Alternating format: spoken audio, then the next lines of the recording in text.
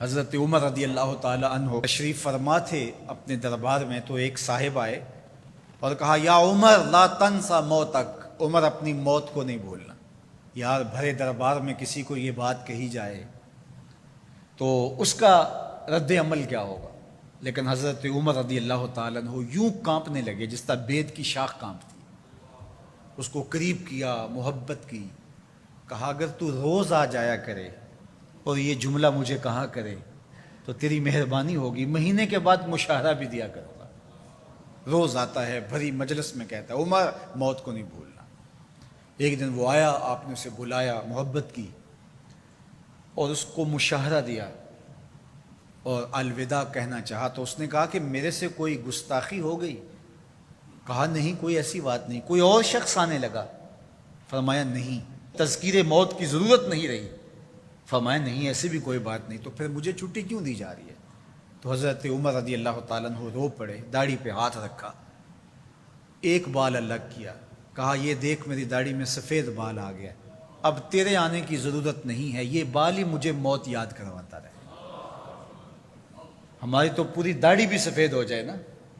میاں صاحب بولے ہڈیاں کمبن گوڈے کھڑکن تے اڑ گیا لک تیرا، ہڈیاں کمبن گوڈے کھڑکن تے اڑ گیا لک تیرا، اجے بھی بدیوں باز نہ آئوں جیو مرد دلیرا، فما اصبرہم علی النار۔ اللہ قرآن مجید میں فرماتا ہے لوگوں کا آگ پر کتنا حوصلہ ہے، کتنی ڈٹائی سے، دلیری سے کہہ دیتے ہیں یہ جہاں مٹھا اگلا کس نے ڈٹھا۔ جب ہم کسی کے جنازے کو کندھا دیتے تو ہم سمجھتے ہیں اسی کے جنازے کو کندھا دیا، یہ نہیں سوچتے کہ یہ وقت ہمارے اوپر بھی آنے والا ہے۔ خیر کن ہے فلاں و غنیمت شمار عمر، زاں کے بیشتر بانگ برآیت کہ فلاں نماد۔ شیخ سعدی فرماتے ہیں کہ اے صاحب نیکی کر لے اور غنیمت شمار کر اس عمر کو، اس سے قبل کہ تیرے لیے بھی اعلان ہو جائے کہ فلاں بھی چلا گیا۔ پہلے تو سپیکروں میں اعلان ہوتا تھا، فیس بک پہ خبر آتی ہے فلاں بھی چلا گیا، فلاں بھی چلا گیا۔ اس سے قبل کہ یہ آواز آ جائے، یہ اعلان ہو جائے، یہ خبر مشتہر ہو جائے کہ فلاں بھی چلا گیا، تو یہ خبر آنے والی ہے، آج نہیں تو کل، کل نہیں تو پرسوں۔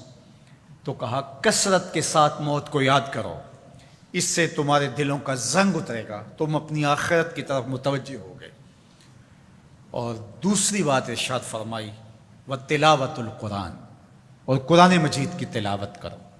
قرآن مجید کی تلاوت اگر تمہاری زندگی کا معمول بن گیا تو تلاوت ایسا نور ہے جو دلوں کے زنگ اتار دیتا ہے اور اللہ کی معرفت کا رنگ چڑھا دیتا ہے۔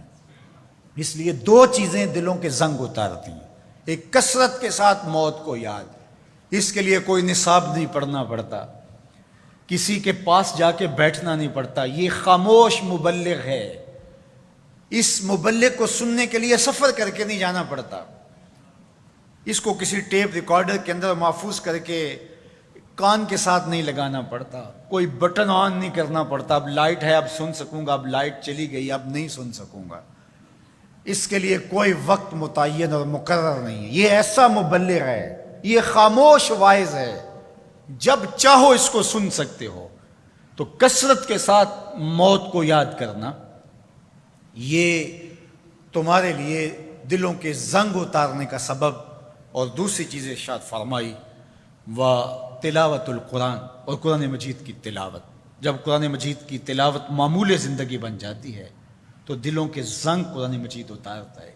اس سے بہتر دلوں کو پاک کرنے والی اور چیز ہو کیا سکتی ہے؟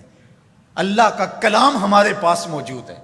اس وقت کسی امت کے پاس، کسی قوم کے پاس منزل من اللہ کتاب اصلی صورت کے اندر موجود نہیں ہے۔ تحریف راپ آ گئی، لوگوں نے کتابوں کے اندر اپنی خواہشات کو شامل کر دیا، مشکل چیزیں نکال دی، ان کے اندر بہت گڑبڑ کر دی، لیکن قرآن مجید کسی زیر اور زبر کے تغیر کے بغیر صدیوں قبل جو سینہ محمد صلی اللہ علیہ وسلم پہ نازل ہوئی تھی آج بھی اسی طرح موجود ہے۔ ایک زیر اور زبر کا فرق بھی نہیں ہے۔